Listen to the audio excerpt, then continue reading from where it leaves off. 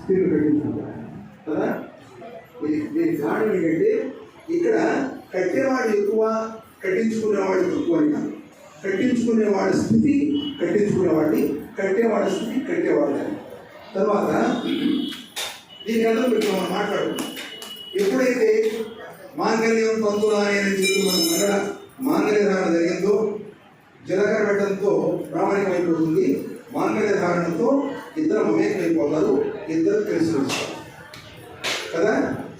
ఇది అర్థం ఏమిటి అంటే, ఇద్దరు స్త్రీ పురుషులు కలిపి వేదం ఏం చెప్తున్నానంటే, మీరిద్దరు కలిసి సంతానోత్పత్తిని చేయండి అని చెప్తుంది. ఈ సమాజానికి సంతానోత్పత్తిని చేయండి అని చెప్తుంది. కాబట్టి సంతానోత్పత్తిని చేయండి ఎవరు చెప్పారు? వేదం చెప్తారు. ఈ మంత్రాన్ని వేదం చెప్తారు. ఎందుకు సంతానోత్పత్తి అంటే సమాజంలో జీవులు రావాలి, నడవాలి. ఇది ప్రతి జీవికి ఉంది, అన్ని జీవులకి సంతానోత్పత్తి ఉంది. అయితే బిడ్డని పెంచేది ఎవరు బాగా తెలుసా? తల్లి. బిడ్డని పెంచేది తల్లి.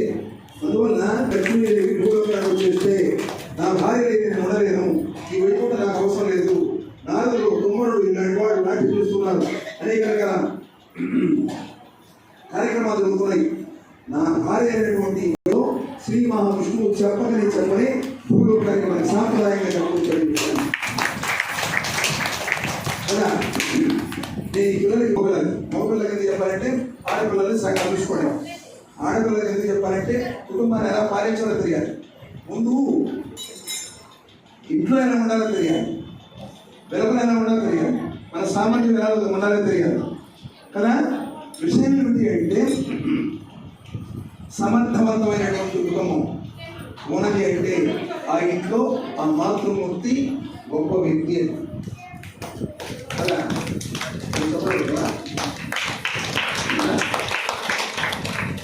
అసలు ఎందుకు చెప్పబడి మీకు తెలుసా? నా ఉపన్యాసం అసలు ఎదుర్కోతుంది మనకి పుట్టి నిద్రపోబడుతుంది కదా. ఇంకో విషయం ఏంటంటే, అమ్మవారు మనకి అన్ని ఇస్తుందని కూడా అమ్మవారికి అలంకారం చేశాం కదా. అన్నీ ఇచ్చే మాట వస్తుంది. మీరు అమ్మవారికి నమస్కారం చేస్తున్నప్పుడు ప్రతిరోజు పేటలో కానివ్వండి, ఆలయంలో కానివ్వండి, ఈ నవరాత్రులు కానివ్వండి, అమ్మవారి కానివ్వండి,